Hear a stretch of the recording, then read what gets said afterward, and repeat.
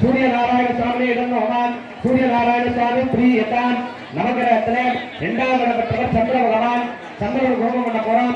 சந்திரனை பார்க்க வேண்டிய சந்திராய ஸ்வாஹா அதிதேவதாய ஸ்வாஹா பிரத்யதி தேவதாய ஸ்வாஹா அதிதேவதா பிரத்யதி தேவதா சீதாதாய கிருத்திகா ரோகிணி சமேத சந்திர கிரக இடம் ஹோமம் சந்திர கிரக பிரியதான் நவகிரகத்தில மூன்றாம் இடம் பெற்றவர். சந்திரத்துல நாலாம் இடம் பெற்றவர் புத பகவான். புதனுக்கு ஹோமம் பண்ண போறோம்.